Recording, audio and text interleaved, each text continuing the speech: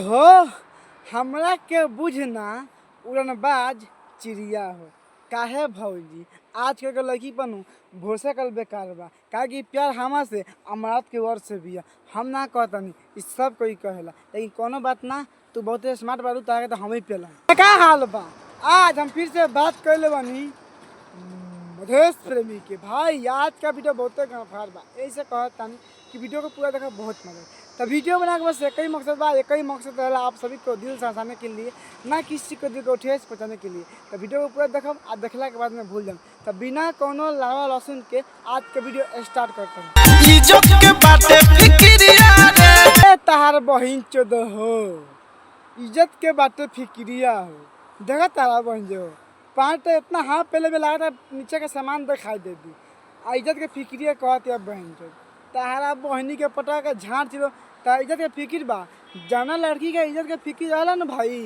वो हितु के पैंट ना पहने लिया पूरा फूल अपन आसरी ढक के रखे लिया और एक पहले बहन जो ऐसा भाई कोनो नीचे खोल दिनू तो पेल दी। अच्छा ये बात बा जवन कहबे तवन दे हम त दे तू पैंट खोल हम अपने से अगला सामान और वो नीचे वाला हमें डाले के बा ना दे दे दे दे दे, दे तो बहन चलो कहीं का जवन कहबे तवन दे हम देख लो हम तो कुछ नहीं चाहत बस हमें के आगे पीछे मारे दो आमू में ली हो बस इतनी काम करबू तो बोलो तारे से बैठ हम प्यार करम आ ना करबू तो जाता नहीं। हाँ हाँ जो जो जो हम जाती जो जो जो जो जो जाती अच्छा हमरा के जौन मांगम तौन देबू ओसे पहले कीड़े खाए के पड़ी तो हम तोर कीड़े खाता नहीं हम कोनो से कुछो ना कहम जनती कहबे उनती करम लेकिन हमार 3 गो शर्त बा पहले मुँह फिर आगे फिर पीछे तीनों में मारम ओकर अलावा कुछ भी ना करम पैसा कौड़ी धन दौलत हमें कुछ भी ना चाहिए बस ये तीनों काम करबो ओकर बाद में हम कुछ भी ना करम तोर क्रिया। अच्छा सखी जब तहार मतलब कुछ कहेला कही तो हम कहम ना तो देखा भौजी हम इतना पागल नहीं खी कि तारा प्यार करके तारा सखी से कह के बदनाम हो जाए काहे कि आज के सखी नु सखी ना झगड़ा लाइन एक नंबर के बांस काहे कि मान ला हम तो प्यार करते तू हमसे से करता है आ तो सखी के पता बा नु तो सखी बहन तो कोनो से कह सकता तो इतना पागल नहीं खी कि हम कुछ कम बस तू आगे कहते क्या कहता रू जा हम ना बोलम हम और हम काहे रहम जब तो हमरा के सब खुशी देबू हम कोनो छौरी के फेरे में काहे रहम क्या मतलब बा तू देखे में इतना हॉट बारू ताके मन करता अपने पाजा में धलो के लेकिन का करी तू बहुत दूर बारू हम धर नहीं की सकत काहे के अभी तार शादी नहीं के भाई आज शादी हम फाइनली में सेट हो छोटी कुमारी से जन छत्तीसगढ़ के रहे वाला बिया कहाँ के छत्तीसगढ़ के रहे वाला बिया तो फाइनली शादी सेट होला हमनी छठ में बियाह करे वाला बनी सन लेकिन तोहरा के हम कौन से ना कहम बस तो हमें शादी कर लो आ प्यार कर लो हम तो सकी से कुछ ना कहम प्लीज प्लीज प्लीज। अच्छा ये बात बा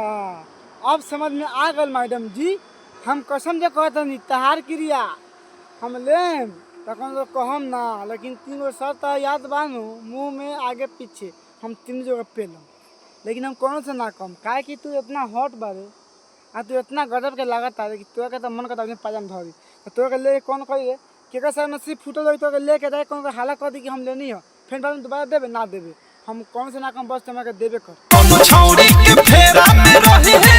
अरे पागल तू कैसे समझ सकता रही ये बात तू कैसे बोल सकता रे हम काहे कोने को फेरा में रहम तू कौन से कम है बाबू तुम्हारे बिना ना नींद मुझको नहीं आता है काहे कि तुम किसी से कम नहीं हो और तुम्हारे जैसे कोई बन सकती नहीं है